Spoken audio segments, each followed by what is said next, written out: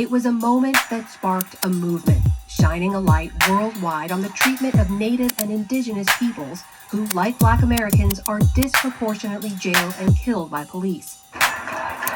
In Canada, Black Lives Matter marches filled the streets in the months after George Floyd's death, an outpouring of pent-up frustration by Canadians of color, born in part of a fraught and fractured history between law enforcement and Indigenous populations. In June, the violent arrest of Native Chief Alan Adam, pulled over for an expired license plate, shocked the country. And between April and June, Canadian police shot and killed 6 Indigenous people, including a woman killed during a quote-unquote wellness check. The public pressure has forced a response from federal authorities. For the first time in June, the head of the Royal Canadian Mounted Police, Commissioner Brenda Lucky, released a statement acknowledging systemic racism on the force. In recent months, the Black Lives Matter movement has really catalyzed a lot of that understanding and put the spotlight on systemic racism in all realms, in all sectors here in Canada. There are poverty issues in First Nations. Many have unclean drinking water. There are ongoing issues of addictions and poverty as a result of being displaced and colonized. After George Floyd's death, Hartendorf helped to organize this Black Lives Matter march in June.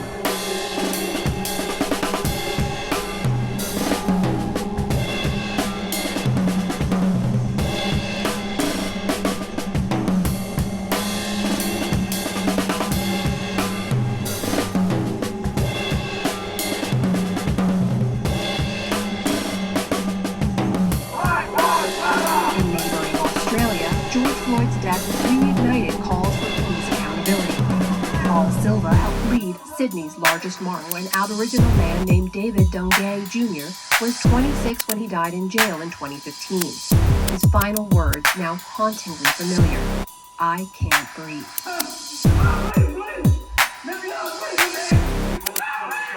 Repeatedly see these sorts of cases, but it's like there's a blind spot in the Australian broader public, and they do not take it in.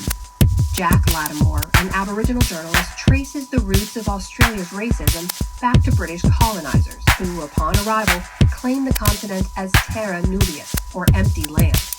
White landowners later forced Aboriginals and Pacific Islanders to work plantations and cattle stations for little or no pay. There's no doubt in European documented history that there was slavery in Australia. But that history has been denied by some, including Australia's own Prime Minister, Scott Morrison. While slave ships continued to travel around the world, when Australia was established, it was a pretty brutal place, but there was no slavery in Australia. After public backlash, Morrison apologized for his comments and walked them back. But those denials, Lattimore says, have kept the country from confronting its history of forced labor and the legacy of colonialism.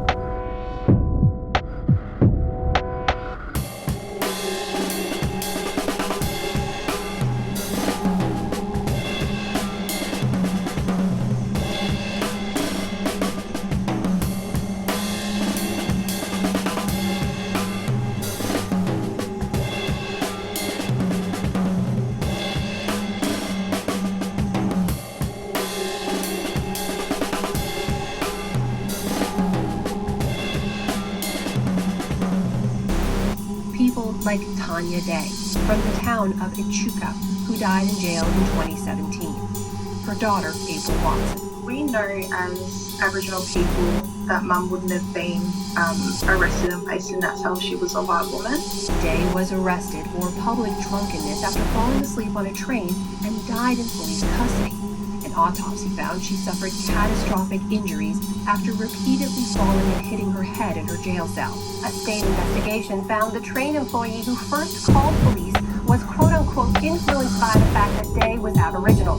Though the officer safely drove home another drunk non-Indigenous woman that day, they chose to arrest and jail Day.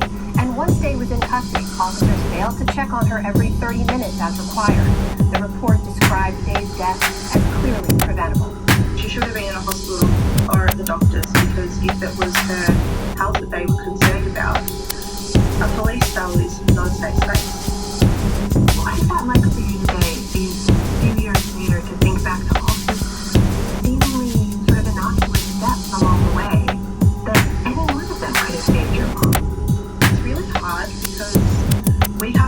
every day.